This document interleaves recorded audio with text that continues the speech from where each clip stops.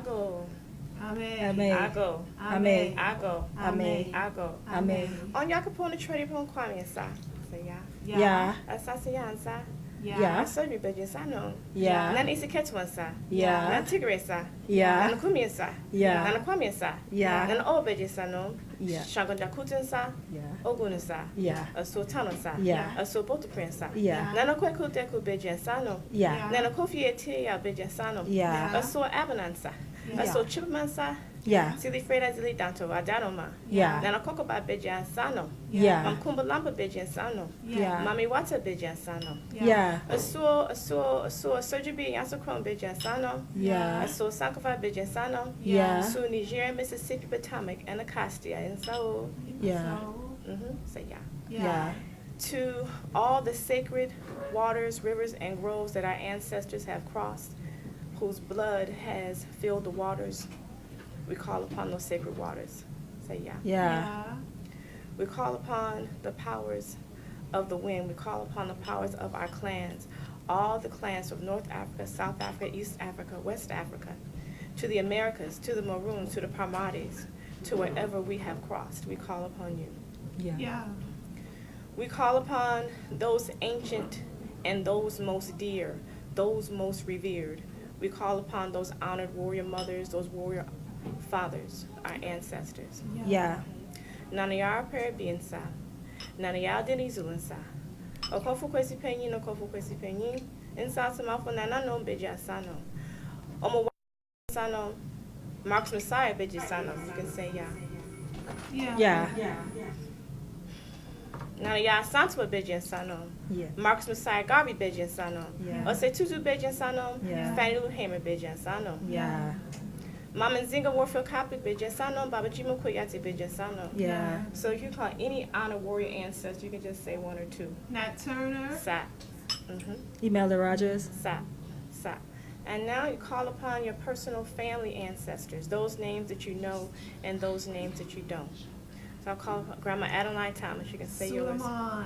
Almy George. Holly Burns, Virgie. George Beck, Mildred Burns, Jerry Burns, Sophia. Holly Giddens, Only Sally. Wilcox, Isaiah Rogers. Sa. Yes. Sa. Sa. We call upon all those family ancestors of those memories who are with us. We call upon the ancestors here of Sister AlQamar and Sister Hanifah, their mothers' mothers, and their fathers' fathers. May they be blessed. Yeah. We Yeah. call upon the ancestors of those who run this place. We say Madasi for providing a venue for a voice for to hear, to share, and to know about our culture and tradition. We ask for those who are listening, may your hearts be light. May your ancestors hear your prayers. May you listen to their responses. Okuno, Okuno. Yes, Nomo, Iodine, we ask for strength. Yes, Nomo, Inyansa, we ask for wisdom. Yes, Nomo, Sika, we ask for wealth. Wealth for our people, wealth for our nation.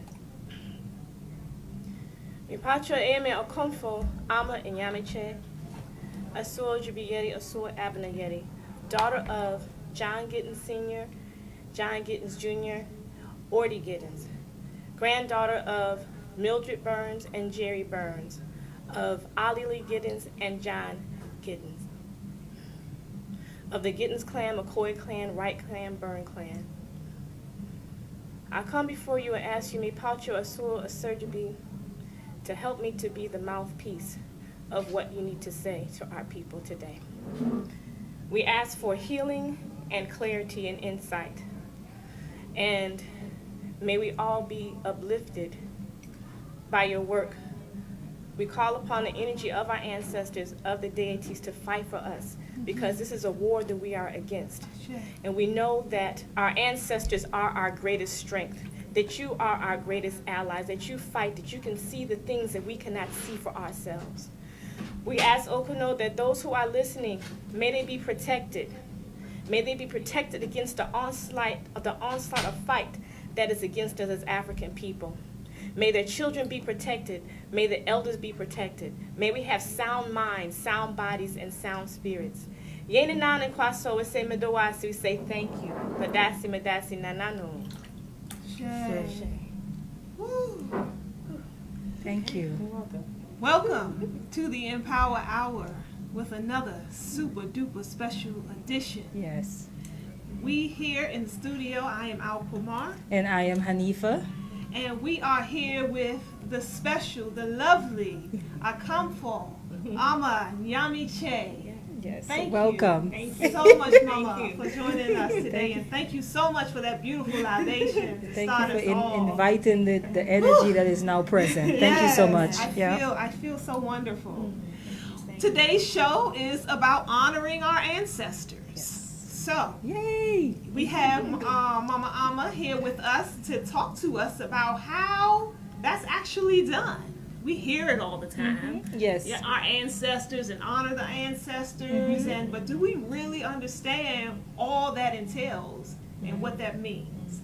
And So- that is why Amma is here today, so that we can touch on that, because it's important, Yes. and I'm slowly learning about it. So I was excited to have her on, I because know I'm just you like, were. yay! I'm just taking all of this in just now, and being Yeah. able to call on your own ancestors and your own family line. Yes. It's a good feeling. It is. You know, Yeah. yeah. is a So good thank you so much for coming on. Thank you, Ama. Can you share with us just a little bit about yourself? Yes. And Okay. how'd you come to find yourself here in this particular journey?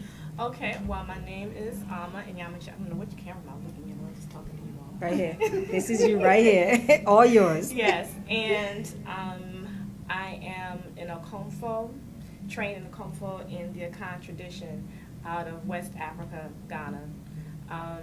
I've been a priest for, I graduated in 2003, then went to training in 2000, so it was about 3 years. Okay. I come from a long line of traditional healers in my family. My mother's side, the oldest ancestor, her name was Grandma Adeline Thomas. She was a midwife, a medicine woman down in the Carolinas. And so I have a history of traditional healers, counselors, pastors, community organizers on both sides of my family. Beautiful. And so, Wow. for me, I'm just answering the call. It may be a little challenging because, like now, being online, so to speak, but just answering the call of my family in terms of continuing that work and that legacy. I have a background in psychology and international affairs and development and women and development in terms of my academic training and focusing on mental health counseling as well. Working in international development has taken me to Africa a couple of times, and of which part of starting my journey, well, actually my journey started from how I was born, circumstances of my birth. With my mother, she's now my ancestor, she's right here, I acknowledge her. But in terms of, she had a difficult pregnancy and the doctors wanted her to abort and encouraged With her you? to do so. Yeah. Yes. And so she didn't listen, and so I'm here. Thank to God. do that. And so that led me to, as a child, being a person who had sight, not knowing, or being able to pray for people and they would get well, or even to touch certain people. Like my family had an aunt who was sick. Well, she had broke her leg, and so she, I went in there and I prayed over. She had been in therapy for a couple of months in rehab, and then it was the next couple of days, or her leg was healed, and the doctor was trying to figure out what happened. So I've had certain things like that, but in terms of, I would say that particular journey is a part of my family line, and my training helped to just to bring that out and crystallize that. And so me going to Africa, and usually when I go, even the first time connecting with traditional healers, even if I didn't know anybody, but they found me, and having a responsibility of sharing that work with the community. So it's not necessarily an easy thing to do. Healing work is not necessarily the most easiest thing. It can be kind of challenging. But when you have the responsibility to be a vehicle or vessel for other people to heal themselves, right? That means you have to focus on healing yourself too. And that's one of the misnomers people may have. Okay. Well, thank you for sharing that. Yeah. You just have an aura of peace. Yeah. Do you feel it? I mean, you just, as you talk and while I'm watching and listening, and it's just, I feel at peace with having okay. you around. Okay. That's real. Thank That's you. real. Thank you. So Thank you. But that that's energy is Yeah. real. It's ancestors. It's the spirit. It's, Yeah. bigger than me. Yeah. Thank I you. was actually going to ask about when did you become interested in honoring, but you've already answered all of that. And also, like, why is it important to you? It's almost like you said, you just answered the call, and when you said the call, like, for those that are listening. Like, what does that mean? Did I get called on the phone? Right. Like, for those that are listening, and because they sometimes, I know from being in the church, you hear that same term. Yes. You answer the call of the spirit or whatever. Yeah, So it's one and the same thing. Yeah. So for me, when I was little, I was like, I think I was in first grade or something like that. I went to a Catholic school. Okay. And I think I even had a dream. I said, well, I wouldn't mind. I'm supposed to do something like this, but not like that, because I'm not going to be in a Christian. I'm not going to be a nun, and I want to get married and have some kids. But this is not what it is, but I will find exactly what that is. And so it was like going on my journey in life that I would often study. I was always questioning things. So even when I went to a Catholic school, and I had the nuns turn red, because I was like, I don't see no black people up here. In the Bible it says that, God's hair was of wool and brown skin, but I don't see that. I don't see me. Right. I got in trouble for being smart or what have you. Thought I was being smart, but I always questioned that. And I said, well, I'm going to seek and find the truth. And so that took me, when I went to school, I did go to Tuskegee University. And when I went there, it was upon going there that I found out, in reference to me being African, in terms of the greatness that we did. And that first semester, we had divided Dr. Francis Quest Welsing down, changed my life. Just in terms of understanding this identity, this concept of God, this image of God that is not of us, that is really orchestrated to keep us oppressed, right? So I was like, I'm committing my life to transforming my life and helping others to transform theirs to that African self in terms of who we are. Beautiful. Go ahead. I want to go back a little on what you've done. If you could share with us and the audience, what is libations?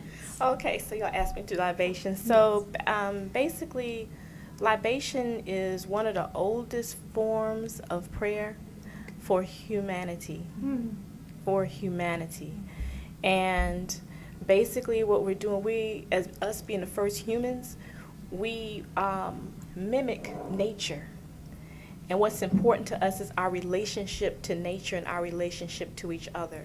So one of the basic things is seeing that water, this liquid comes down, and somehow things grow. Food grows, and we can eat and be nourished.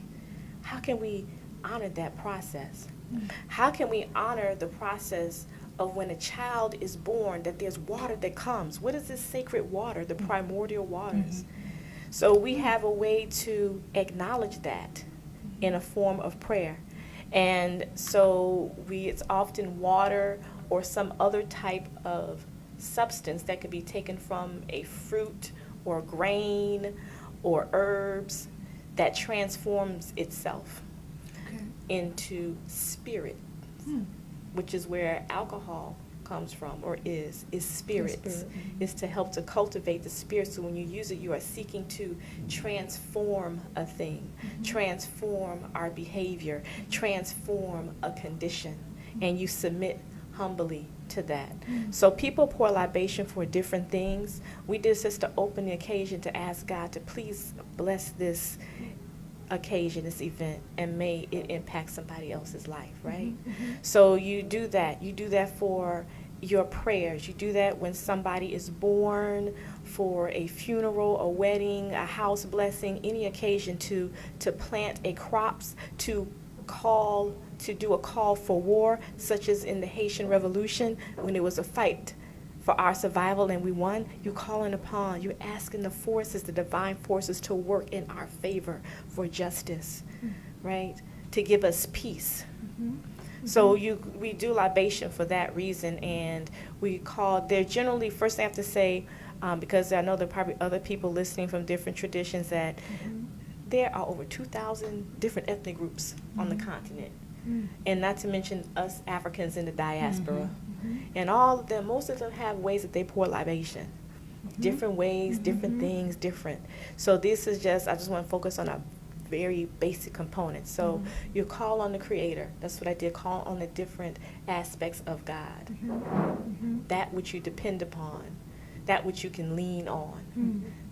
By using the elements of the earth. Yes. Okay. Very simple. Yeah. Then you call upon those different forces or those elements. Some people in some tradition may call them saints. We call upon the power of a particular thing. We have the deities in the Yoruba that may be called Orisha. In Akan, they're the Abosun. Or in the Vodun, they may be called, they have different ones, Loa, or they're different names for these different aspects that help for us to make sense of the universe, of humanity, of life. So they have different attributes too. So you call upon them. And you can call upon the different clans in a family or of a group of people. You might call on different aspects of nature. The power of the wind, the gentleness of water, the elements of the universe. All of these things, because we are all of these things. So you're drawing attention to that, and then you asking for prayers. You call upon, some people, you call on the ancestors. So you're doing Why do we do that? You're calling upon the ancestors. That is, we are most closest to the ancestors. They are most closest to the other aspect of life. So they're, in a sense, like our Mediator? connection. Like a mediator, or not quite? It's like if I hold your hand, and there's somebody else here, I'm holding the other person's hand, and they're going to connect. I'm a bridge. Okay, the bridge. The ancestor is the bridge between the physical world and the non-physical world. They can see what we can't see. Okay. And so we call upon them to ask for assistance, for blessings. We call on the ancestors because they help to maintain our mental health, our state of being, because they were once human, in the physical form. Yeah. And I say, we are our ancestors. We are preparing for that. We can't, you can't take this paper, I can't take whatever beads that I may have gotten that may be blessed, or I can't take them physically to the other side. But what I take is what I focused on, was cultivating with them, is that I have good character, that I treat you with respect. Right. That I focus on bettering myself and the humanity of African people. That I respecting nature. So honoring the ancestors helps us to do that. And it helps make sense logically, or make sense of most people are afraid of death, of dying. We are scared. We are scared of getting older, and we're scared of all of these things, of no longer being, because we think that that's it. Right. That's the end. Right. So our ancestors acknowledging that shows us and lets us know that it's not. If any of you have ever dreamed of somebody who passed in your life, have they given you some messages or things like that? That's real. It's real. Wow. You're sending chills. You are. Really, you are. Yeah. So wait. So you now, because we're talking about honoring the ancestors, and as far as Black people in this country, it's like predominantly Christian, and so oftentimes, I know for me myself, when people hear honoring the ancestors, they immediately think of idolatry or ancestral worship. Is there a difference between honoring your ancestors and worshiping your ancestors? So I always ask people for definitions. So when you say worship, what does that mean? Like, I would say give veneration to, like how we would do the Creator. It might be this. No, it will be different, because I'm thinking of when we think of the Creator, we call out all the attributes, worship in that sense. So I'm answering my own question because I'm like, no, because when what you're discussing, that's not what we're doing with the ancestors. You're not. You're not honoring the attributes. Yes, well, I mean, I'm not calling out honoring like their gifts. I worship you for all your goodness and for feeding me and like I'm not sure you. I'm just Yeah, you can so correct I always me. ask. Yes. Usually, when people ask me a question, I like to go with the definition Okay. of what you mean, so that we can have a commonalities. Because when I have worship, okay, so something bad with with doing that, and that's with doing that. So you acknowledging that which which is a part of you. Okay. We're acknowledging that which is a part of you. Okay. So we have this physical body, and then people think is that it?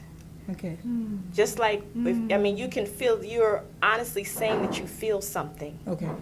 You feel in the presence of the deities of God. You feel in the presence of my ancestors. Okay. Okay. So it's not, that's all I can. No, you're fine. You're fine. I don't know, so Okay. that's why you're No, here. it's So I'm okay, asking. I'm Yeah. If you hear people say this practice, what is the idea of this practice is of honoring our ancestors is evil or of the devil? Where does that come from? Spooky. Yeah. Well, for me, I would say that is a Western concept, Okay. and in a distorted, a Western concept, because we look at things at generally traditional commonalities around traditional African thought, culture, and practice. Is that we look at things in terms of a duality. Yes. They're two sides of the same thing. So somebody who has a lot of confidence, what would be the opposite of being confident? An opposite side or expression of confidence. Insecure. I would say, you can say insecure, but I might also say arrogance. Because somebody can be confident, but then somebody said, well, they're kind of arrogant. No, they're just confident. But you have to see how is that energy expressed. So we look at things in terms of a duality. And everything is a part of us. Nothing is making us do or forcing us to do a particular thing. We have a decision. We make decisions around doing a particular thing. So there's no concept of going to, I don't know, heaven or hell, or I'm going to go to this place.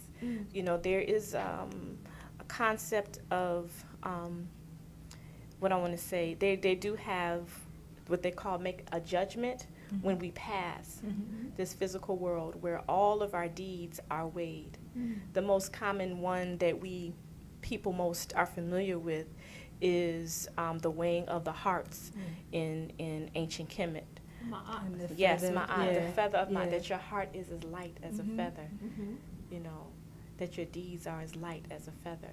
And so, your life is revealed once you begin to make your transition.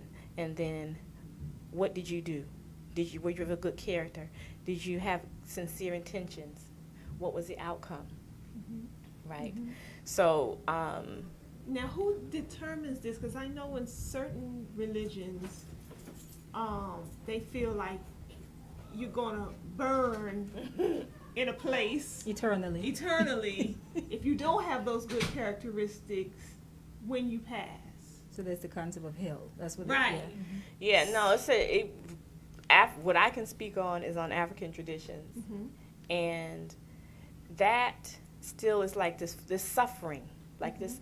People, you can say people are living in hell right now. Yes, ma'am. Because you're suffering in your mindset, you're suffering in your guilt, you're suffering in the things that you do, that you get sick about, that you get physically sick about. You can say you are living in hell on earth right now. So one of the things that, if I can say that, would share with me, kind of like through a dream, was around when we pass, in terms of what happens, is that our life stories are shown before us, and we have, depending on the circumstances and conditions that we passed in, determines what happens. So people who pass in, be it an accident or something is really, really fast, they didn't necessarily get a chance to go through the full process, right? If somebody who, let's just say somebody was a drug dealer, or they were on crack, or I don't know, just something, what happens to them, right?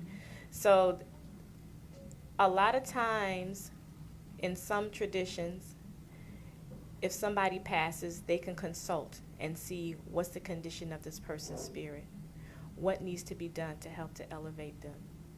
But you, as that person who's transcending, your life will be, you will be shown different things, and how you make decisions, and how you made decisions and choices.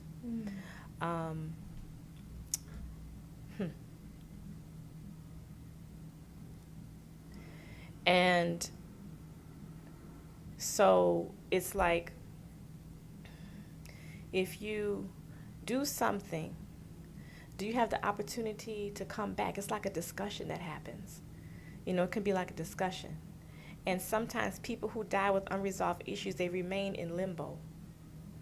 They kind of remain in limbo until some rites are done, some prayers are done for them. That sounds like purgatory. Yeah, that's what came to my mind. That's a concept. That's almost like a concept. Yeah.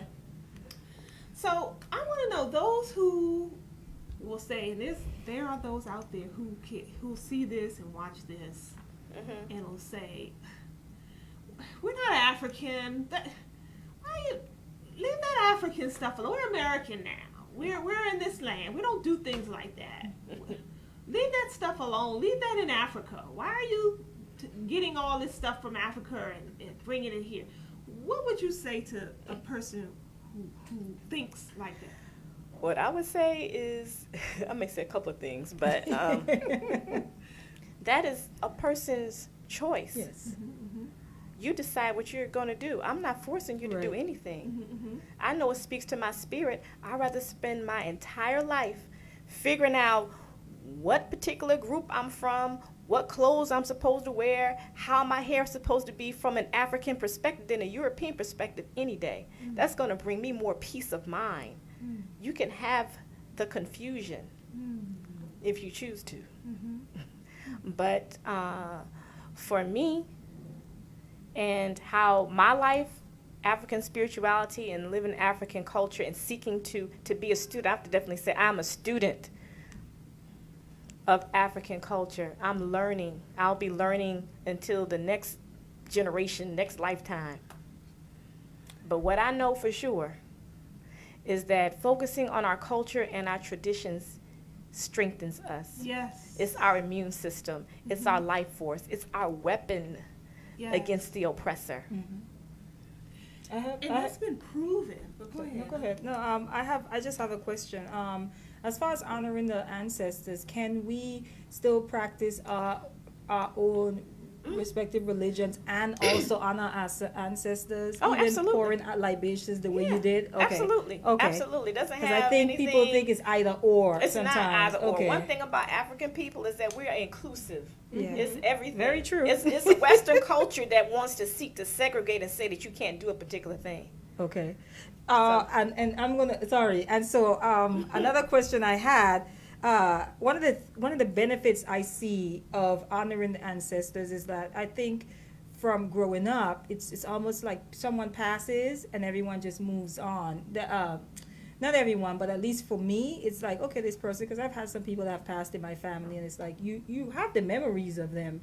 But I feel like to do something to where I know that some people have their altars, and I think like that's a good thing to kind of still, remember them. Your way, you could be their birthday, it could be, anything. Absolutely. And to still keep you connected in a way.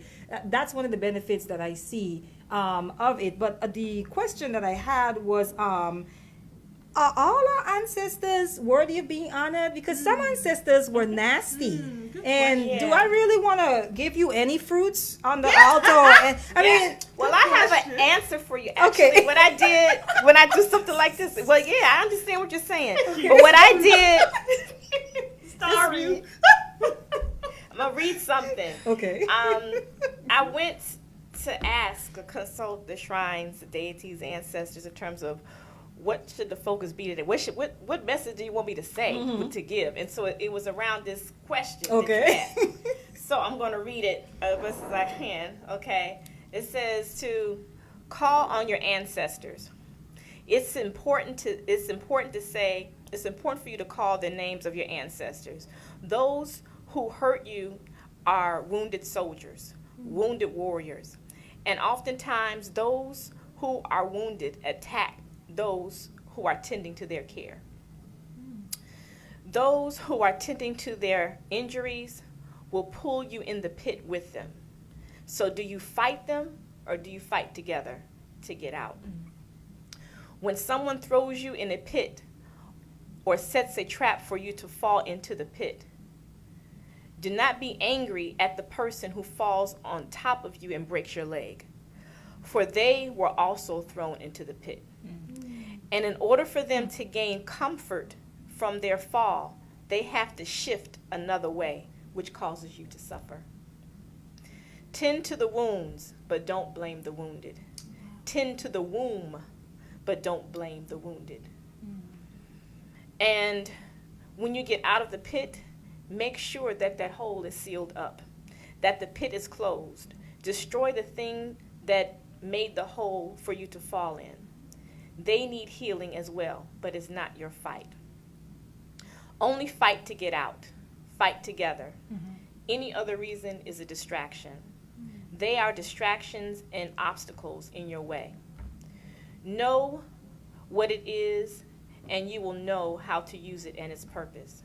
So it was saying the statement was to remind those who have issues with family members or people who they think who don't deserve respect. Yeah, because some people just will, for some people, especially if you're carrying that wound and unforgiveness, it's just like, you're not going to make the cut for my altar. No, that's how some people, so it sounds like that can be an opportunity for even some reconciliation and some healing to take place. Yeah, right. So that's the main thing is in terms of focusing on healing, right? So you do have some ancestors that was kind of jacked up. Yeah. They didn't come here they weren't born through life challenges. Yes, correct. So you ask for their gifts and leave the other things aside.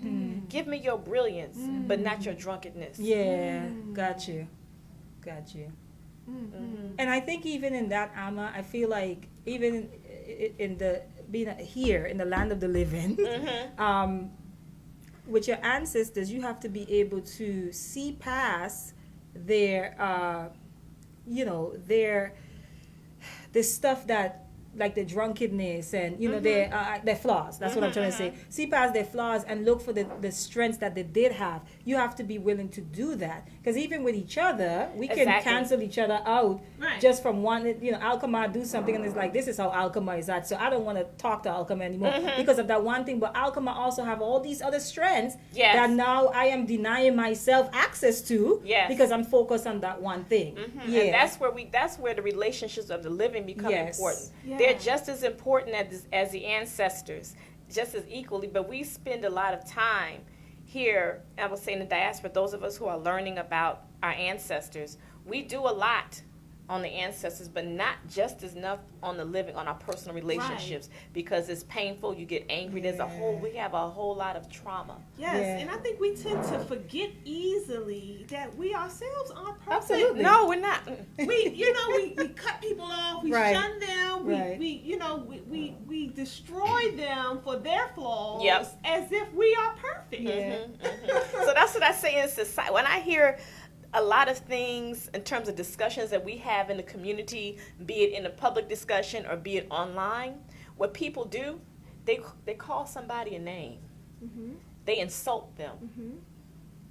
But they don't have a solution. It's easy for me to say, I don't like you and call you a name than to say, I don't understand and I don't have the answer. You're not offering any help. No. Yeah, so if you're calling me a bum, are you trying to give me some, so I can come out of my bum state, or you just good with just calling me a bum? Right. So for me, I'm like, we mimic our oppressor, even in our seeking for liberation. We say that all the time. We mimic our oppressor. We're so hurt. Now I know we have to get into the ads, so when we come back after that, I want to get into where do we start what does that look like? What someone that may wants to honor their ancestors, build an altar in their home, what does that look like? And also the role of the ancestors and so forth. So, yeah. Okay. So we're going to go into the ads and then we can come back and do that. Okay. Okay, you are watching the Empower Hour. Takes place every Wednesday from 2 to 3 p.m. Hanifah and I host this program. You can catch us online under Empower Hour Talk Show, under Facebook, or we do have a YouTube channel, Miss Free the People. That's with the MS. And we definitely encourage you to subscribe to both channels, please. Here at Everlasting Life, we are at 9185 Central Avenue in Capitol Heights, Maryland. Each and every Thursday, children eat free right here at Everlasting Life as long as they're 12 and under and here with a paying accompanied adult. They eat a healthy, wholesome vegan food, vegan meal, and not only that, they join in the lobby with other young children their same age group, and it becomes a big playroom. They all have different activities that go every week. There's something different. So bring the children here on Children's Night every Thursday from 6 to 8 p.m. Following that up is Dinner and a Movie. That's an event that I host. We air a different documentary or / movie, something centered around us as a people, something you don't readily hear about or see out in the mainstream media. We deliberately focus in on those type of topics of discussion, and then we have movies, and then we discuss what we've seen right after. That takes place free every Friday from 7 to 9 p.m. That's our Dinner and a Movie. This Friday, actually, we'll be going into it's a movie called Wolf, and it's about sex abuse. It's about child sex abuse. It was a very powerful movie, and I was really teetering about should I air it, but I think it's an important one to see. So we encourage you guys out to come on out for that. First Saturdays of every month is our Black Wall Street Renaissance. That takes place from 12 to 6 p.m. every first Saturday of the month. We host different vendors. You can come shop with a whole host of different small business owners. Come grab yourself some great food. And then we open the stage up for different acts and performances and lecturers. So this coming first Saturday, Sir Charles Carey will be joining us. He is a dynamic motivational speaker. This event is always free. He takes the stage at 2 p.m. The whole event takes place from 12 to 6, and that's every first Saturday of the month, right here at Everlasting Life. And then every third Saturday, our very own Chris Mary hosts the Marketplace. It's another vending extravaganza from 11 to 4 p.m. This one specializes in fresh produce and natural supplements and organic herbs and spices, vegan groceries. You can get all that and more right here at the Marketplace every third Saturday from 11 to 4, free, so it's no charge to enter. eLife Studios, if you see what Hanifah and I are doing here and you think you have a voice that should be heard yourself, we welcome and encourage you to come join us here at the eLife Studios. Host your own show. Right now there's an unbeatable price going on for $25 an hour, and that includes engineering, so unheard of price. So consider joining us here at eLife Studios. You can find more information under elifestudios.com. Going back into the discussion. Yes. With Mama Okomfo Ama Nyamekye. Nyamekye. Yes, ma'am. So what I wanted you to get into, looking at the time, I wanted you to just talk to us about where do we begin as far as our ancestors, just in our lineage, maybe a grandmother or a mother who have passed, uncle, and we want to maybe create an altar in the home. Someone like myself or AlQamar, just someone watching who has no idea, but they're interested in that. Where do they start? Well, the first thing I would suggest in terms of starting would be to do family history, to do genealogy, to sit down and interview and talk to your family, your elder family members, and just have a discussion, not just about who they were, but what they did, what their personalities, what foods they like, and you look for patterns. You'll see patterns in their type of personality or the things that they did, maybe an occupation, and maybe something that you have yourself. You may hear about any challenges that they may have had. So first you want to learn their story and write their names down. You can get genealogy sheets that you can write down information about people and certain things. So what you're doing is you're just like anybody else. You're getting to know them. You're forming that relationship. So it's relevant to you in terms of what you're doing. Because to just put these things out here and doesn't make sense to you, it doesn't really touch. So that would be one of the first things, and definitely connecting, strengthening your relationships with people of the living, going to visit them, going to family reunions, or just going down and sending people cards, calling them on the phone, doing those types of things. So that's one thing. And then, of course, reading about your history, reading about the history of us as a people, right? So now in terms of how do you create a space for them, right? So generally I have some items here. You can create a space in your home, someplace that's not really trafficked. You want to clean the home, clean that area. After you do a general cleaning, it depends on if it's on a floor or carpet. But if it's on like a floor, you definitely want to, you can use things like sea salt water after you do a cleanse, just to kind of cleanse the area. You can put some oils in that sea salt water, like lavender, to clean the area. And then you can lay a cloth down, a new white cloth. You can buy a yard or 2 yards, fold it, hem the ends up. And then you begin to place things on the altar. We talked about the water, that connector, right? So you put some water down, and you can put things in the water. You can just leave it clear. Some people have different glasses of water, but that serves as this fresh. This is pure. That's the thing that we know that's most pure, and it's a portal and a way to bring nourishment and life.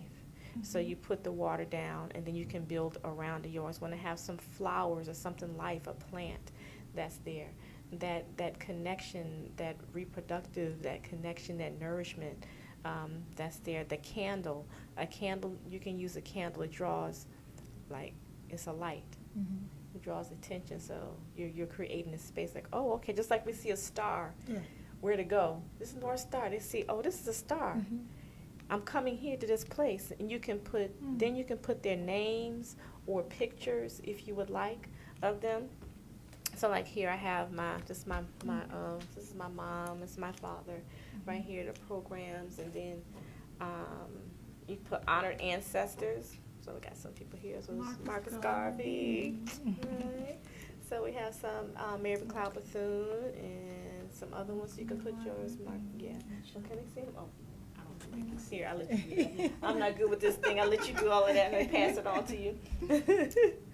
So yeah, you can put some of those pictures, but you really want to have your family ancestors and those names and make it nice. And then you want food. And I say healthy food, things that are of nature. Some grapes or things that, some fruit or vegetables. And then you can also prepare their favorite meal. I had to do something for my father recently, and I had to fry something. I don't know, something he liked, some meat that he liked, and I made it. But I did it because it was for him, not that I ate it, but it was because I'm making something specifically for you. Okay. Because this is for you. I'm making this for you, and then I'm going to put these items there. It's going to be arranged very nicely. There's a whole lot of other things. That's another part, but you just put some general things of nature. You might put some cotton down. You want to have some rocks. Different things like that, and then you can just set that up in a space. The candles, I always tell people to be mindful of candles. You can put it out when you're not using it because you don't want anything to burn or anything like that. But just to use it, and then you can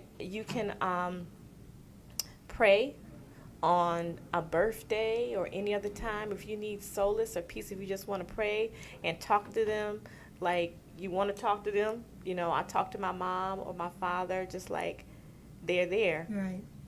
Look, I need some help with this problem or what have you.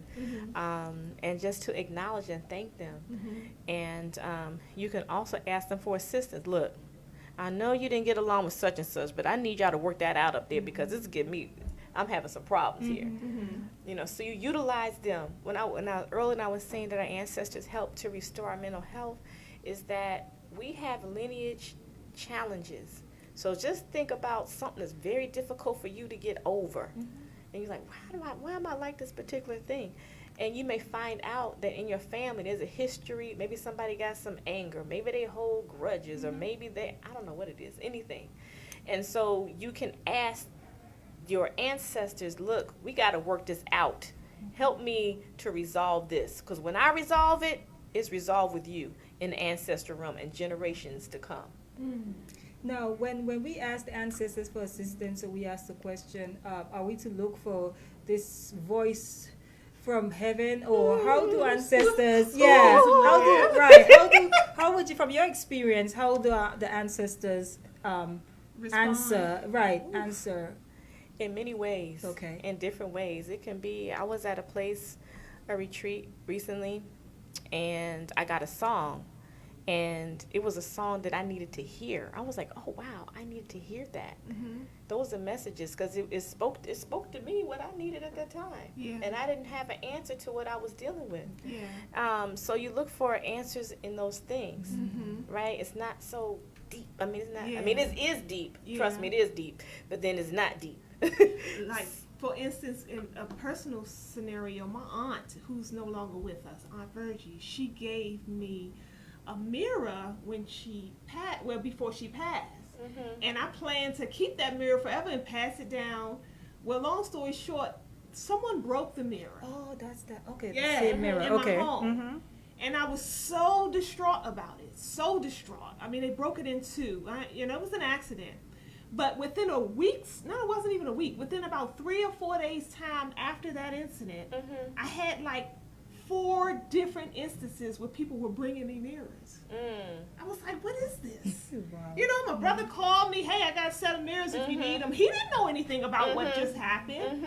I went somewhere else and there was a mirror sitting right there. It was just That's like a message. That's like a message telling you not to worry about the thing, that the relationship that you have with your aunt is still there. She's still there with you.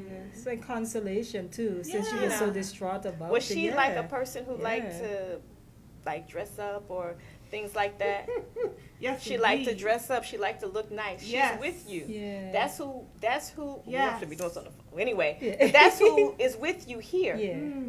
Right? This beauty, that's her. So you should have her picture there. You should have a signature piece that is there, so she is with you to call your attention that she's with you. But it's not the material thing, it's the memory of that thing. Yeah.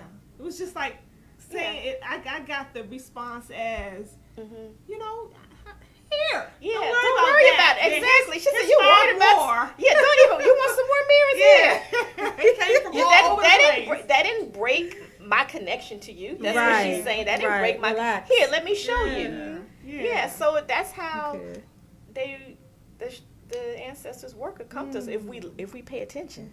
That's what I was gonna say. I'm listening to you and I'm like, well, you gotta really be paying attention, because the way that life is set up for some of us, we're bombarded with all of these distractions and busyness. And I'm hearing, if you're asking for help, with something or assistance, or you call out to the ancestors for assistance with anything, you also got to be looking out, for the answer. But sometimes we're always going and you have to make time for that. And that's why in our culture there's times for rest, so that we can hear and listen. People meditate or do fasting or things like that. Like for us in the Khan tradition, it's coming up to a new year, like the Ojira, which means like to sprinkle or to cleanse things. So it's time to be quiet. So we have so it's like they call it band on drumming. So it's a time to be quiet so you can listen and hear the ancestors, so you can tune in and tap out to things that's happening. So too, for anyone can honor their ancestors using the steps that you don't have to be initiated into anything in particular It's almost like a birthright. You can. Yes. Okay. And we do it all the time. Like the young folks, they don't understand, or they pour a little liquor Yep. out. Yeah. Some of my homies, they pour libation, they pour spirits. Libations, right. Or when you see when somebody, unfortunately, when somebody passes, they're putting animal, what do you call it, stuffed animals Yes. and bottles. You see them and- by the trees, Yes. and yeah, if there's an accident. So they're yeah. trying to acknowledge that the energy of that person. But however, what happens with that is that's where education comes in, because when somebody passes like that, you want to send them home, and usually people get stuck in the morning of the death, and that person never leaves. They stay in that constant state. They don't transition. So then you got to, that's another conversation. But you do have to do rites and rituals and things like that. But yes, anybody can do libation. Thank you. I heard another priest say once, and it always stuck with me. He said we find ourselves in this challenging predicament currently now, where we facing a lot of oppression and racism and things like that. He said because we don't honor our ancestors. He said because we don't honor our ancestors, we're not calling on them to assist us out of these challenging predicaments. And so we struggle a lot of times without getting the necessary help from them to get free and to get, relief. What is your thoughts around that? I would support that. I would also add that we have to change our mentality, that as we seek to remove Western thinking, linear thinking that separates us, that makes us want to fight one another, then we can gain greater access to our ancestors. So that means having good character.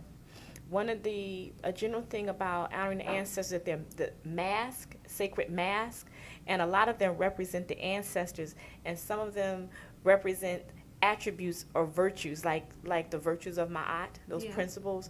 They represent those things. So because in order for us to access the ancestors, thou shalt not cause the shedding of tears. Thou shalt not sow seeds of regret, right? So these laws or virtues that we seek to live by helps us to gain access to the ancestors. Not just, I'm pouring libation. Okay, it's empty if you still abusing somebody. Right. Okay, it's still not useful if you don't recognize the self-love that you need to have for yourself and your people. If you don't know how to ask for the things that you need. So it's deeply connected to how we live our lives and what we're doing. Because I find this society, it's not normal. It's not a normal thing we're more on the material plane or the physical plane than the spiritual. I find in a lot of instances where when I start to go back and take in a lot of our ancient practices and things that we did prior to the coming here on these shores, it was more of a spiritual. We were more holistic. We more the earth, and the pyramids were all designed according to the solar system and things like that. But here, it's I gotta get me a fancy ride. I gotta go to work to make this money. I gotta buy this house. It's more physical than the spiritual realm. And if that's true, how does that affect us in the current condition we find ourselves in? Well, I would, I guess, pose a question is, how do you see the current condition is how it affects us, meaning that we look to these material things. It gives us a false illusion around what it takes to have a good quality of life based upon what we have been exposed to in the West, right? So we got confused in the Jim Crow era that my liberation is being able to have the same access as a European man. As a European, absolutely. That same educational system, because they said you can't have it, and because your spirit feels not validated, acknowledged, accepted, and appreciated, then you get confused with that thing then as opposed to recognizing the value that you need to have as a human being, as an African. So we then ascribe the material things is to having it, as opposed to that environment that helps us to have a good quality of life that consists of being able to have healthy relationships, being able to move freely throughout the world, and to achieve our missions, our destiny, because we all have a destiny. We all have a spiritual map that we've come here to do. Which path are we taking? And so the nature of Western culture impedes and puts various roadblocks in front of us. It is Western culture that is that pit that they talked about. And that thing you read, yeah. You know, so. I share. I wish we could Oh, be and I there. wish we can do a 2-hour. I know. We must have you back. Yes. We must. Yes. This was awesome. Okay. We have run out of time. Oh, so frustrating. So, if is there a place where they can get more information about you, or did you want to share? I have a website, the organization I have is called Destiny Bound Wellness Institute. And so the website is destinyboundwellness.com. So we're focused on providing information and services to the community around culture, healing, identity, and behavior. So I do rites of passage, I do rites of passage consulting, workshops on spirituality and health. I'm also a certified acupuncture detoxification specialist, as well as a holistic health consultant. So to include that, and also focus on bringing information to the community and partner with organizations that do so, information around healing, be it lecturers or workshops or particular events. So it's Destiny Bound Wellness Institute. Okay, and do you have any books that you would recommend for people who are just beginning, or Well, yeah, let me see. I think I had a couple of names that here. may have helped you on your own path? Oh, that's Asada. I'm sorry. Asada Shakur. Yeah, it's the book Asada. That's my, Anyway, let's see here. So there's some books on African spirituality, on becoming ancestors. And also just to say, if people go to my website, Okay. I have a whole list of books on different Gotcha. traditions. So that's why I try to set it up for Yeah. people who are looking just where to go, where to begin. I have books and videos that's there. Okay. And let's see here. There's also some information. We have Andinkra dictionaries by a local author, Bruce Willis, who writes some information, A Quest for Spiritual Transformation. So there are a lot of different books. There's just a couple of them. Okay. That's particular. And they can get that on your website. Okay. Which is, again, one more time, the It's website. destinyboundwellness.com. All right. Destinyboundwellness.com. And real brief. Why do we say mama and yeah, and Okomfo. yeah. Oh, so Mama, okay, so Mama and Baba. So really, that's Yeah, coming Baba. out of the Pan-African movement for us, in terms of when we, in the 60s, when we were seeking for our identity and having a common language. So it was to look to Kiswahili. And so in a lot of the independent schools, they would start to address everybody as Mama and Baba. But it also deals with respecting someone based upon someone who is either holds a particular status or title in the community or within your family or age set. Because we don't call people by, African people don't call people by their first names.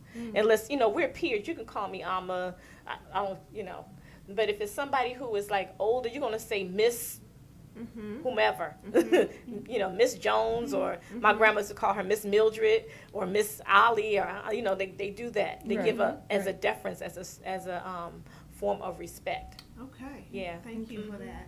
Okay. All right, family. Again, this was the Empower Hour. Tune in for our programming each and every Wednesday from 2 to 3 p.m. And until next week, take care of each other. Peace.